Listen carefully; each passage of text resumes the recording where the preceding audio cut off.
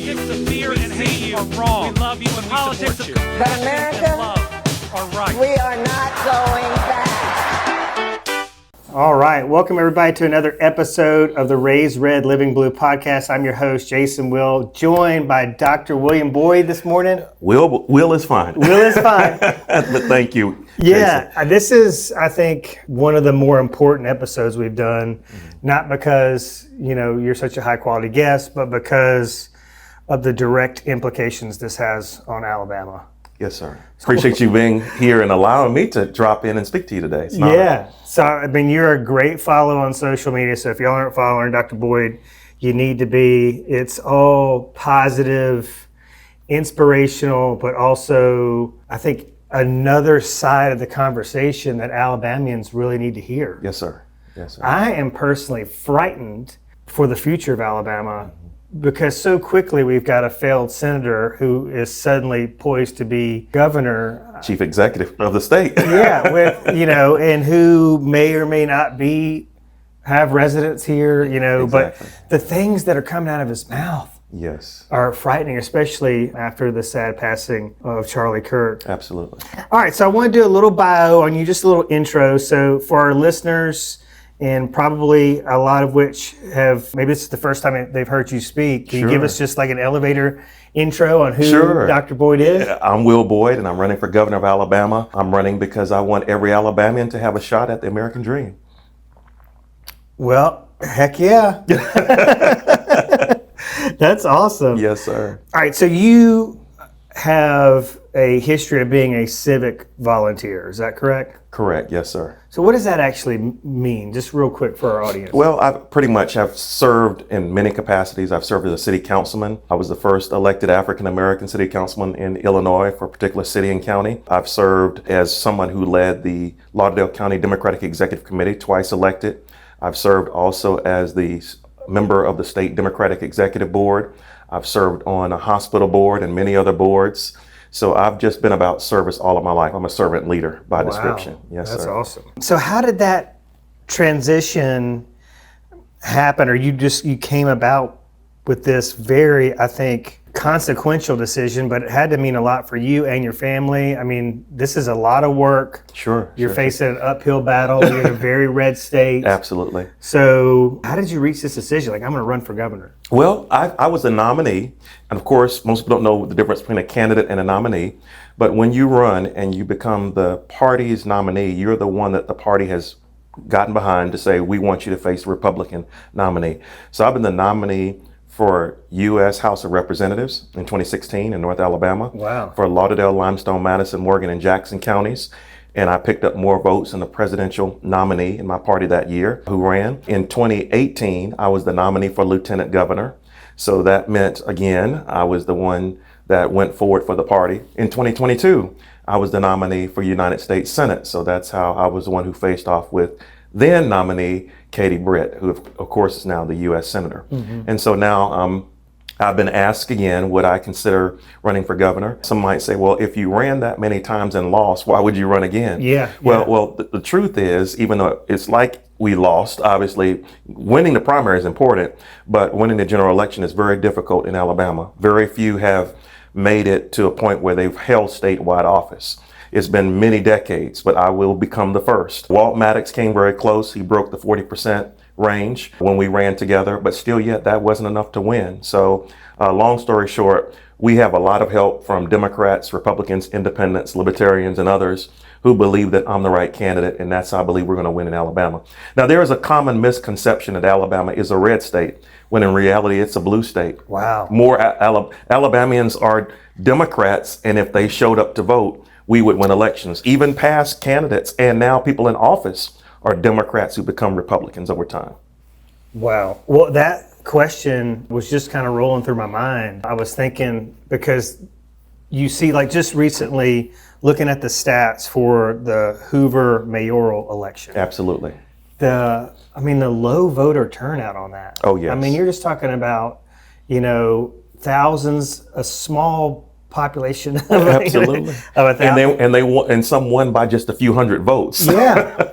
It's I wonder if it's just voters think, oh well, it's the Republican's going to win anyway. So what's the point? Well, tell me again the title of this show, right? Being raised red. Yeah, Obviously, Living Blue. living blue.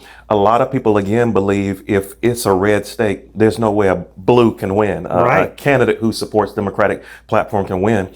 When in reality, most people identify with, in my mind, what I see, Democratic principles and ideas. It's just about, and I know it sounds very funny when I do it, but I'm serious about it. I usually conclude many of my private meetings with Democrats saying, I need you to come out from under the bed and start fighting like men and women. Yeah. In other words, stop being closet Democrats who know what you believe, what you think, but then when you're out in public, you're afraid to speak. But now more Republicans are even endorsing me or supporting me because they believe I'm the candidate that's going to offer more this year. So in a state where there's straight ticket Democrat voting, straight ticket Republican voting, we have to make sure we look at the candidates and not just pull levers, push buttons, shade in circles because of an R or a D, an elephant or a donkey. We have to start saying we need to look at what the person is talking about, their message, their method of delivery, and the way that they're trying to work whatever machine it may be to win in Alabama. But if you go to my TikTok videos, if you visit my website, I think most people see that I'm trying to be a reasonable, common sense person offering solutions that work for everyone and not just one group. You mentioned my likely Republican candidate or opponent that I'll face in the general election, Tommy Tuberville. He already wrote off serving Democrats. He said already that there's no hope in the left. You can't start off saying that. The primary is not for another 8 months. You can't just come in as the future chief executive or a wannabe chief executive and say, I'm only going to work for half of the state. No, you don't need that type of person running. You need someone who's going to say, I understand I may come from the left or the right, or maybe I'm in the middle, but I'm not running to lose hope in 50% of the state. I'm running to fight for all 100%.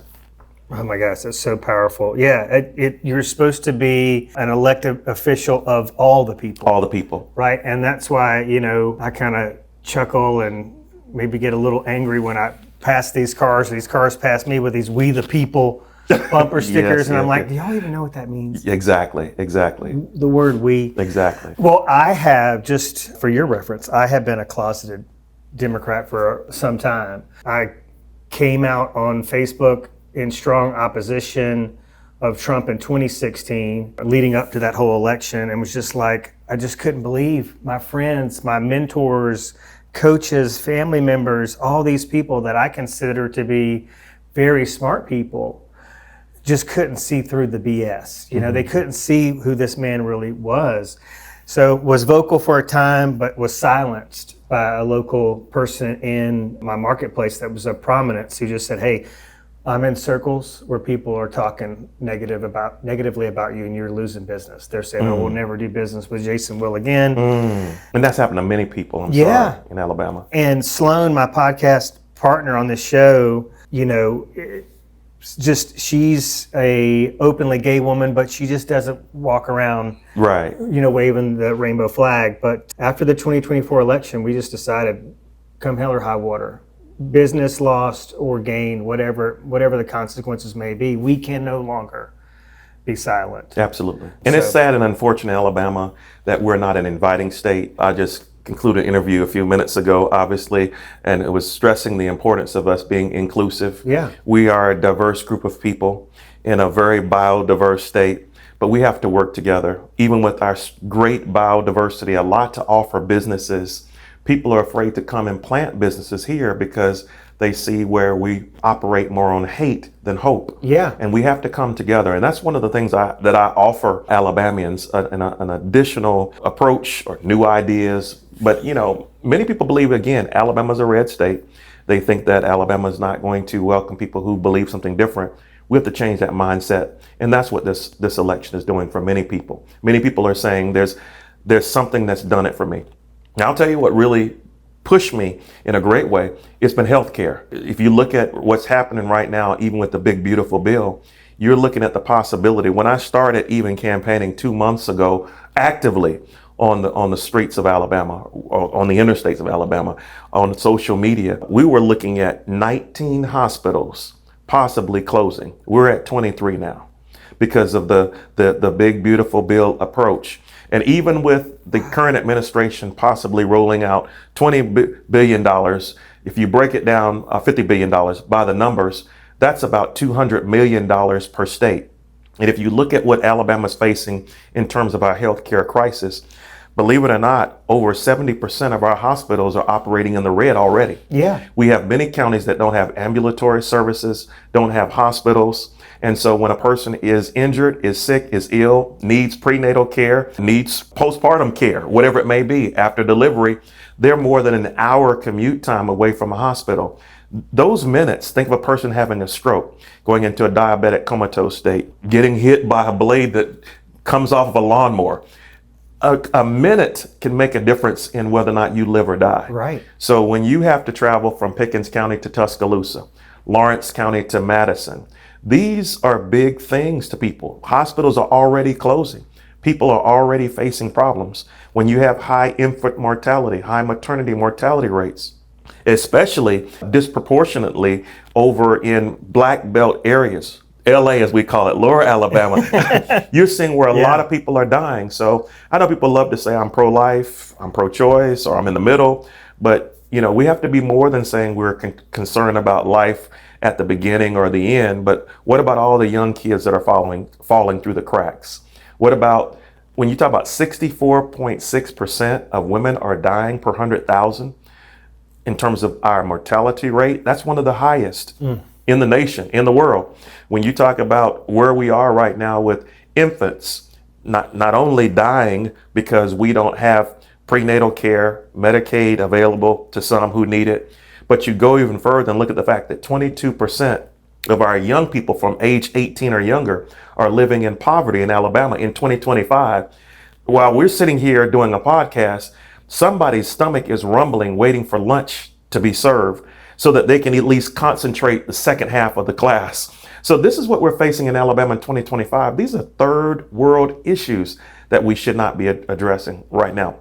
Should have been addressed already, but I have solutions for those. Yeah, just like we the people, also with the pro-life, phrase, it should be much more inclusive. Absolutely. Than it is. Well, we've got, obviously in today's society, we've got people with short attention spans. So if, they may be listening, they just want to listen to like the first 10, 15 minutes of a podcast or watch it on YouTube. Yes, sir. But would you say that healthcare, if they're about to clock out on us right now, and hit that pause button or move on to another platform, is healthcare like the issue you're most passionate about? That you want to be remembered from this podcast, this interview?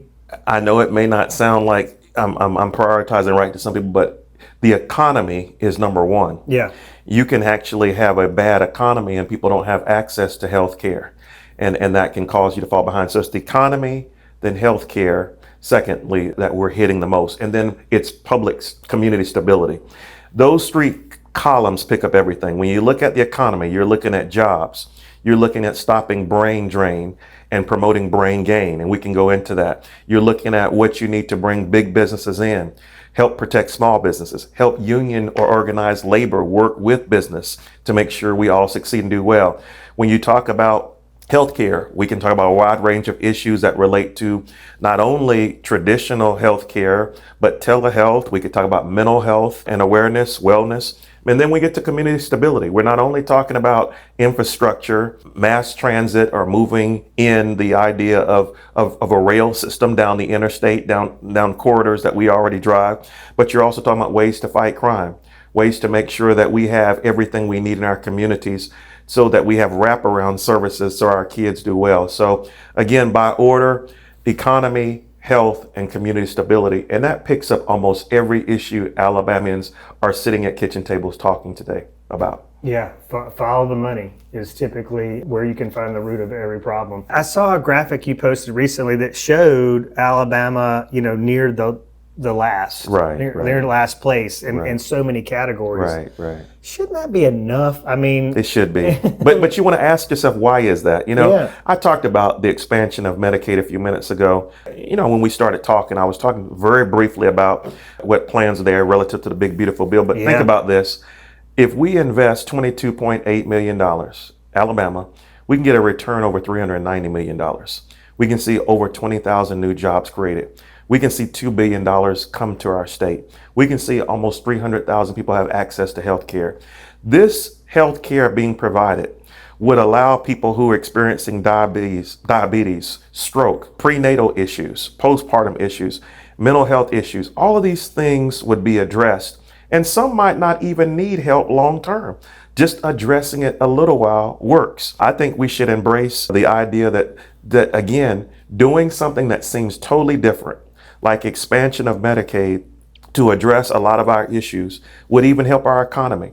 It would help make sure that people are put to work in certain sectors so that more people can put food on their table. So this is not just about people's health, but it helps our economy as well. It brings more revenues in. So it all works together. I mean, I have a plan for our economy, but it's so interesting how, like a car, I told you I was tinkering my car a few minutes ago just to get here. Been pushed all over the state. It's a 2010, 216,000 miles. Wow. Yeah, here's a gubernatorial candidate. But look, I'm trying to be, another term people don't like use, but fiscally responsible, right? Yeah. I'm trying to make sure I use what I have until the wheels fall off and it quits working. So I keep changing parts. I even changed my own coils and spark plugs over the weekend because I'm trying to make sure I keep going. That aside, we need people again who are willing just to get their hands dirty, roll up their sleeves and work together with all these issues. Those three issues I mentioned, they work together in such a way that I'm positive we can change Alabama for decades, where Alabama moves out of the 20th century into the 21st in just a matter of time in 2026. So if Alabamans would give me a chance, I believe they're going to see something totally different. Wow. Hey, fellow Blue Dots, we would love for you to connect with us on social media. We're on Instagram at RaisedRedLivingBlue_pod and TikTok at RaisedRed_LivingBlue. Okay, back to the episode.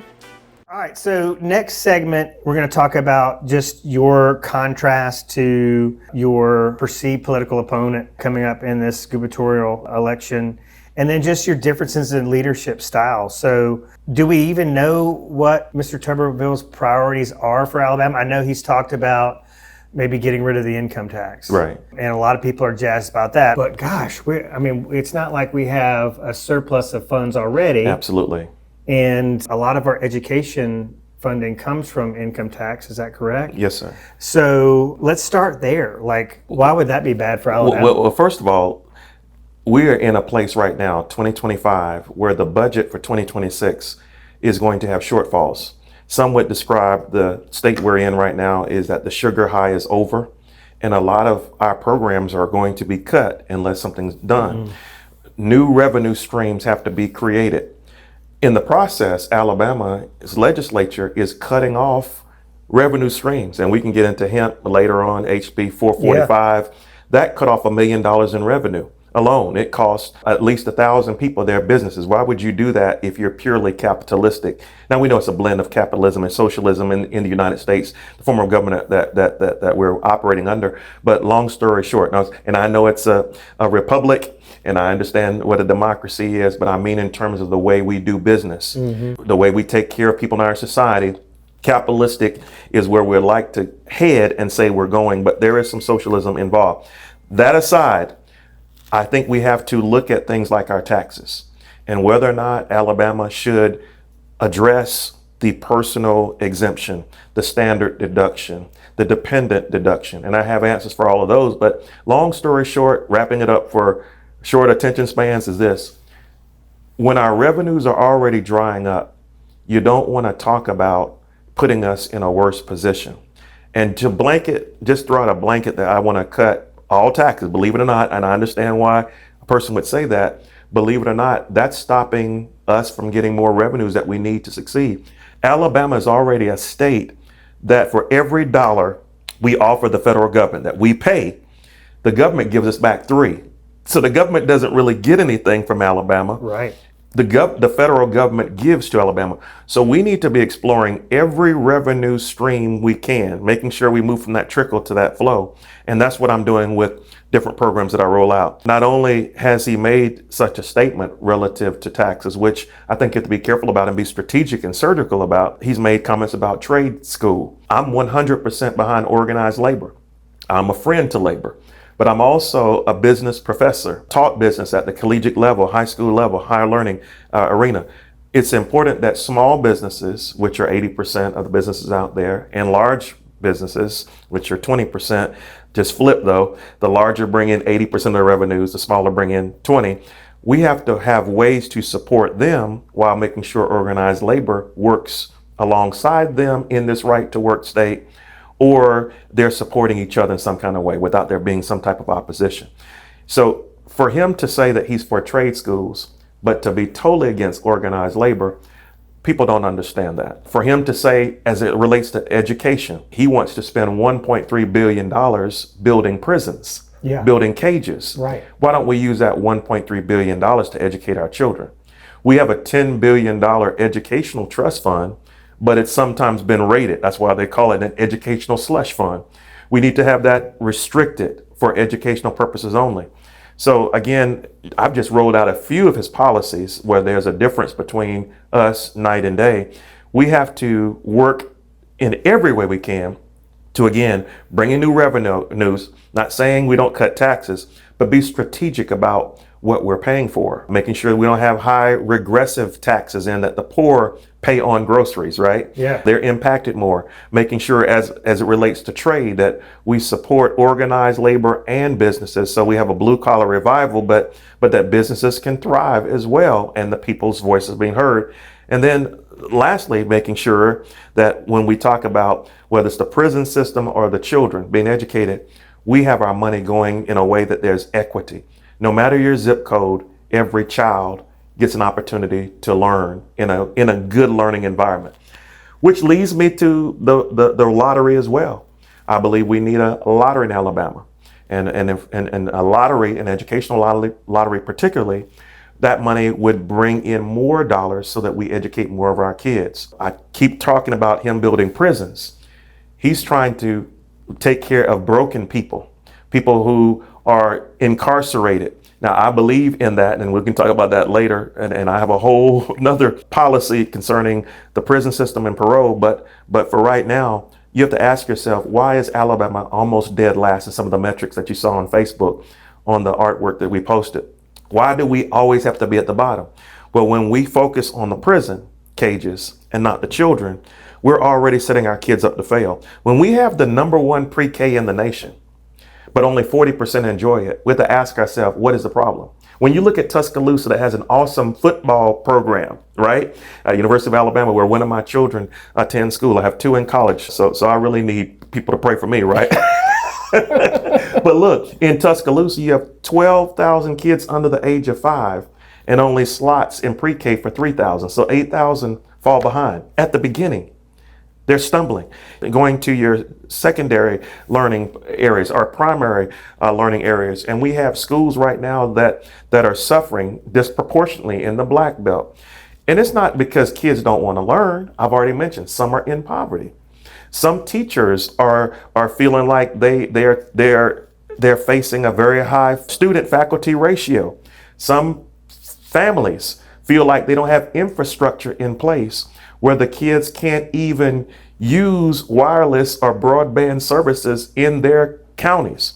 And then to make everything even worse, as we just had another shooting this weekend, you have almost 4,000 people a year, a little more, 1,000 people a year die because of gun violence in Alabama. 3,444 people are affected by gun violence because they're shot. So that's 4,444 people at least every year in Alabama that are hit in some way, and a number of those happen in school zones. So when you look at all of these things compiled together, it's no wonder kids fall behind. No wonder we're suffering with less people graduating at the rates they should. Then when we talk about incarceration rates increasing, it's no surprise to us that we have fewer people ready to go into the jobs that are open. So when you start talking about, again, job, trade, and readjustment, or you're talking about workforce development, we're already behind in Alabama because we don't have enough people with the skill set to go into the jobs that are open. So it may sound like I'm rambling, but it all works together. Yeah. We have to change the way we're moving. We cannot keep going in the same direction. It just, when I hear you speak, I just hear common sense. And I just, it's hard to wrap your mind around why other people don't hear the same or receive that information the same way. What on the Republican side? So we'll just say Republican policies, and they've got a straightforward agenda. What part of their agenda for Alabama in 2026 scares you the most out of what we've mentioned so far? So far, it's been healthcare. Yeah. Yes, sir. You're talking about 282,696 people who could be on Medicaid that are not today. You're talking about congressional districts that have more than 190,000 women alone, not counting their children, that don't have access to health care. You heard the maternity mortality rate I threw out earlier. Yeah. 64.6 for every 100,000. You have a high infant mortality rate. You have a lot of people, particularly seniors, who are still cutting pills, deciding between prescription drugs or health care. You have an opioid crisis that, listen, back in 2015, you can look it up. There was when the census was obviously performed, we were 5.8 million residents in Alabama. There were 5.8 million scripts written for opioids. I mean, when you wrap your mind around that, that's one for every person. Yeah. I mean, and then we wonder, why do we have a crisis with opioids, later on with fentanyl? I mean, these are questions you have to ask yourself. Why are people struggling in Alabama? This is why I keep saying I want everybody to have a shot at the American dream. People are living a nightmare right now. And we're not going to get into sleep deprivation and REM stages as it relates to sleep studies, right? But look at Alabama. It's hard to dream big. It's hard to have a vision for the future when everything you see is bleak, when everything is a nightmare, when you don't know if you're going to have a job, when you don't know if businesses are going to close, when you don't know if you're going to have not just a job, but healthcare coverage that will make the difference for generations like ours, who may be taking care of parents on one side and kids on the other side. We're sandwiched in. This is difficult. And this is why a lot of people, like my children, when they graduate, one who's about to graduate from the University of North Alabama, and the other who's about to start a nursing program at the University of Alabama. But when they graduate, we have to wonder, do they want to stay in Alabama or will they leave? And that again will be brain drain. So we can do better. And one of the slogans you've seen on social media is Alabama can, Alabama will. Yeah. And I'm playing off my name, of course. Matter of fact, I think will is something you know about too, don't you? Yeah. So I do. getting two wheels together here, we can do better. And that's why I keep laying out programs. So, and I thank you for allowing me to talk about some of these because, sometimes I travel all around the state and people just want a 2-minute sound bite. You can't explain a program for a state in 2 minutes. Who buys a car off of a 2-minute speech? Right. Who buys and you look at real estate, right? Thank you for what you do. But who buys a home based on a 2-minute look on the internet or a 2-minute conversation with a realtor or a 2-minute conversation with the developer? No, it takes time. You want to know what the lay of the land is, no pun intended. And this is the way it should be concerning, again, jobs, education, health, community stability in Alabama. We let people guide our votes based on talking points, based on, again, the letters behind the name. But we have to start listening to people and see what they have to offer. And I think when most people listen to me, sit down one-on-one as we're doing, listen to a podcast, they say, you know what? I may not like everything that Will's saying, but I think he's best for Alabama right now. Let's give him a shot. Yeah. No, it makes total sense to me. And what also makes total sense is when a child doesn't know, or when they're used to their only meal potentially of the day being served at school. Absolutely. And then all of a sudden it's not. Absolutely. What would, if you're a starving kid, you're not thinking about learning. You're not. You're probably going to think about where's a lunch I can steal. Survival mode. Yeah. And that leads to an increase eventually in prison population. Yeah. It even leads to recidivism for the people that have served time, 20 years in prison. They come out, and when they can't eat, Yeah. when they don't have a way to succeed, guess what? Recidivism, they go back. At least I had 3 square meals a day. Right. It's sad, but that's the mentality people have. I talk to them. They would rather have a structured day with meals rather than to be out and fight in this type of economy where they have no hope. So, reality check though, they don't recognize these issues until that impacts them. Right, right.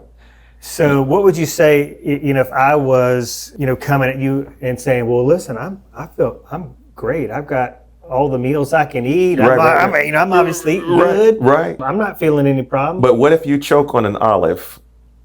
What if you have paroxysmal atrial fibrillation and all of a sudden you feel palpitations and somebody's saying they need to life light you because you are having a stroke or whatever it may be, a cardiac arrest moment? Then it will affect you, because I mentioned 23 hospitals earlier. Guess what? All 23 aren't in rural areas. Yeah. They aren't all in the Black Belt. They aren't all in a Democrat-led county. These are all over the state. And so I talk to people who live in wealthy communities who are waiting to get to a hospital bed, who sit in emergency rooms a long time, sometimes even 24 hours before they even make it to a room. So it may not be affecting you today, but hold on, it'll get to you. Yeah. And so same issue with opioids, same issue with drugs, mental health. It may not seem like a problem now, but it eventually, Republicans tend to talk about a trickle down type of economy. I could debunk that real fast, but long story short, this also works in reverse. Whenever you have people who are suffering at the bottom, it will affect eventually people at the top. So we have to work together. We're all in this together. We're in, as Dr. King talked about, this inescapable network. We're all one and we are connected.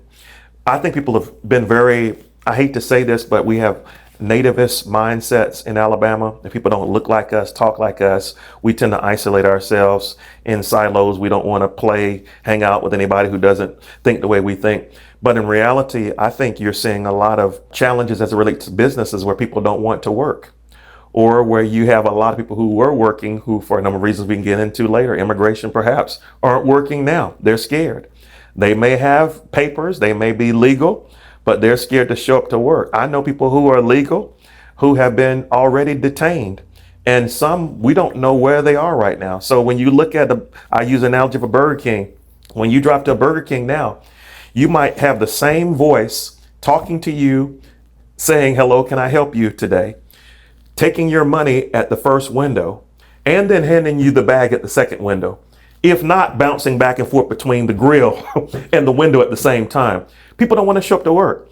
I know someone this weekend who we were discussing the fact that you have people who've invested in businesses that are in even other states. But the reality is they're willing to pay people a whole lot more money per hour because they can't get people to come to work for the regular minimum wages that we have right now. So it may not hurt you now, but when you're slowed down at the drive-through, when you don't see the help you need, the store's restocked at the grocery store, when your dry cleaning is not coming out as fast as it should, when your health services aren't there, when you don't have ambulatory services that you need on time for your parents or for yourself, it will hit you eventually.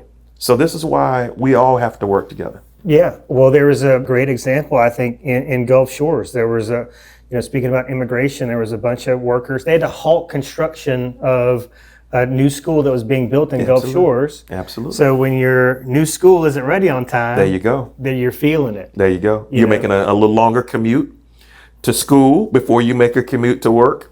Your kids are having to decide where they go to school. And it's not that everybody wants to follow the Choose Act and put their kids in private schools, but you're talking about a public school not being built in your community. You're having to drive. And then you have schools that, again, are trying to have a very high student to faculty ratio. How much can a kid learn when you have different IEPs, different individualized education plans in a room, with people who are ready to do something at a totally different educational level. When you have very large class sizes, people from different backgrounds, it's sometimes difficult for a teacher with a lesson plan to decide which way to go. So the whole class suffers and stays behind. Again, when you have an overloaded, oversaturated emergency room and people aren't being seen fast enough, eventually the doctors give up and say, I've had enough of this. I'm leaving. And physicians leave where they are. And you have, again, brain drain. So we have to do better all over the board. Economy, healthcare, communities. And Alabama, I said it before, is a biodiverse state. It's a state that you look at Huntsville. We're talking about Space Command, Space Force. We're talking about NASA. We're talking about innovation. We're talking about Redstone Arsenal. We're talking about a whole lot going on in that area, right? 5th Congressional District. You talk about Birmingham. You talk about a lot of administration, not just government, but people working together. You can skip on down and run through different things, including down to a hot topic lately with that mayoral race, like Mobile, right? Yeah. And how you have obviously where you can ship. You have a port there where you can not just build in Alabama, but you can actually have your products going in anywhere in the world and coming in. Alabama can lead the way for states in the union if we have bold, new, progressive ideas. And by progressive, I don't mean party, just progressive ideas that embrace the fact that we could have the best technology here. We have the best minds here. We are not a backward state. We're not an uneducated state. We're not a state that needs to lag behind. We're a state that should be first. We just need to let the rest of the world see that. Love it. Hey, fellow Blue Dots, don't forget you can find all of our episodes on Apple Podcasts, Spotify, and YouTube. Please hit that subscribe button, and we would love a review. Okay, now back to the episode. Welcome back, y'all. We're going to talk about education right now. I wanted to get your thoughts on reading proficiency and how you and your administration would support teachers and hold districts accountable without burning them out. Right. I'm worried at some point. I mean, have you seen any data on this? I mean, teachers has there been a decline in people wanting to be teachers? I mean, I would be scared from Absolutely. a violent standpoint. Right. But also from all these other factors of just not being able to, or to look at a child who's starving. Exactly. Or look at a child who's not in a program they should be because funding's been cut. Right. I know I'm all over the place and Department of Education being cut, tap into or even cut down certain services that relate to even special needs, ADA compliant. So yes, sir. Answering your question, a lot of people that I talk to feel like education is something they have a passion about, but they're worried about it. I said earlier, we have the best pre-K program, perhaps in the world, but everybody can enjoy it. Let's make it simple. We need to fully fund pre-K, number one. As we move forward into classrooms, I've already mentioned the fact that over 1,000 people die from gunshot wounds in Alabama. Over 3,440 people are injured by gunshots. So a lot of people who are faculty, administrators in schools are concerned about the fact that it's not about taking just a lunch to school. Now they have to be concerned about whether or not they can operate a weapon. They didn't go to school, get a Bachelor of Science in Education or a Bachelor's in Education, I should say, but a Master's of Science in Special Education. They went to school to obviously teach, not to fight, not to serve as an officer, who has been trained, and some even coming out of combat situations. This is what our teachers have to face today. And on top of that, you look at a teacher in education versus perhaps a person who's going into an engineering role. They're going to be paid less. Yeah. Even though they're the ones who are training the future engineers, the doctors and the lawyers and the future realtors, right? They get paid less. So we have to, again, as I said earlier, stop that brain drain. How do we do it? Well, we offer perhaps, and I know people have a problem with student loans sometimes, but to incentivize more people to go into education, you have to say things like, maybe we will forgive $15,000 of your student loan debt if you would agree to teach in a critical needs area for 5 years. Just something like that attracts a younger person coming out of school to 18, 19, 20, 21, whatever, to say, I want to stay around Alabama a little while. You have to come out of the box with new ideas to bring them in. As it relates to classrooms, science, technology, engineering, and math, I know people like to teach to test, But we have to make sure we're teaching to fill the skill sets that Alabama is lacking right now. When we do that, science, technology, engineering, arts, and math, STEAM, we can have programs that are there to help all of our students succeed right here. We can offer special incentives for businesses to partner with schools so that as people are moving towards their senior year or their collegiate years, they're focusing on certain majors that are going to help Alabama jobs. We incentivize them. We give them tax breaks so that we can see students go to them and do well. Again, that's job growth, workforce development, all rolled up in one. These are many different ways we can approach it.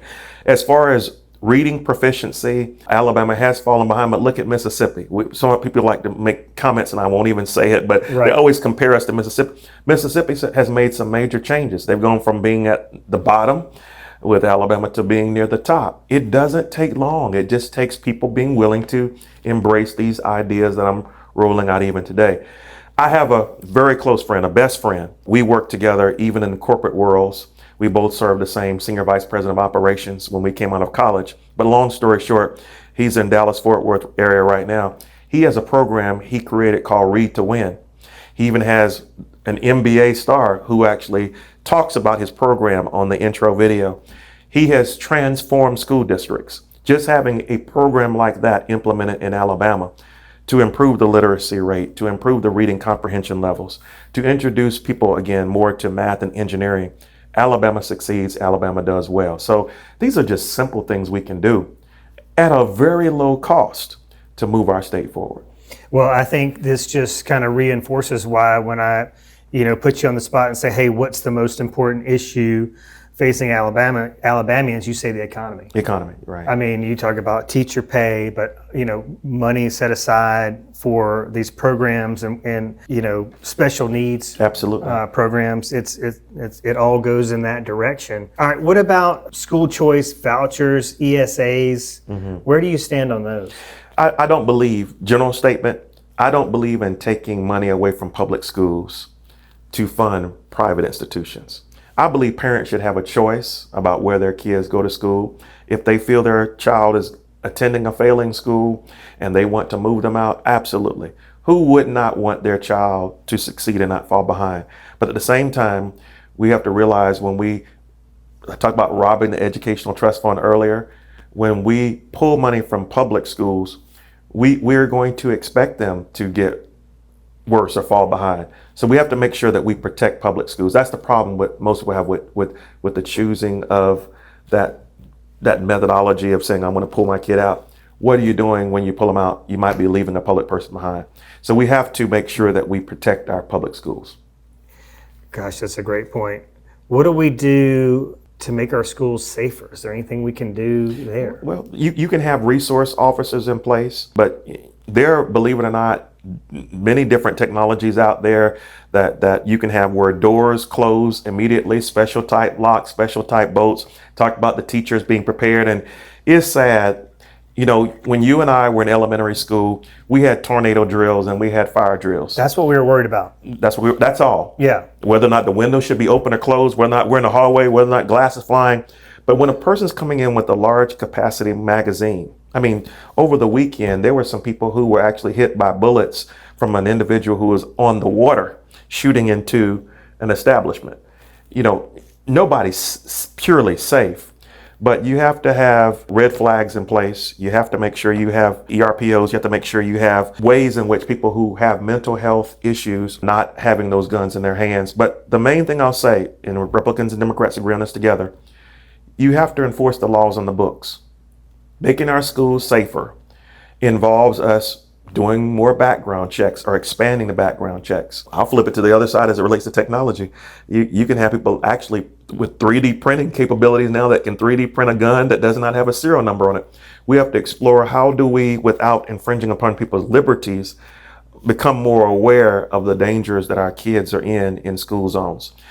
Yeah, you can put officers in schools, double them up wherever need be. But when an officer has to direct the parking at the end of school and leaves the school vulnerable for a person who may jump out of a car and run into a school with kids who are in after school programs, we're still suffering. So we have to have, again, a concerted effort from educators, from law enforcement, from even parents, working together across the state to make sure our schools are safe green zones where when we send our kids to school on buses or drop them off in the carpool line, whatever it may be, we know that they're in the safest place in our county. We don't have to worry about whether or not they're going to eat dinner at the table at night. And this is what a lot of people fear every day because of where we are. It's incredible. It's really very, very scary. And, I can't imagine, what it would be like to be a teacher in today's environment. But, is it not a culture war issue as well? Well, the whole last legislative session was a cultural war. Yeah. I mean, when you have to say what you can't say, or you're being restricted as to, what you believe happens around the bathroom, or when you talk about athletics, or you're talking about, what one group can do, what schools they can have, or what happens in a library versus, the whole legislative session was a cultural war. Yeah. And that's unfortunate.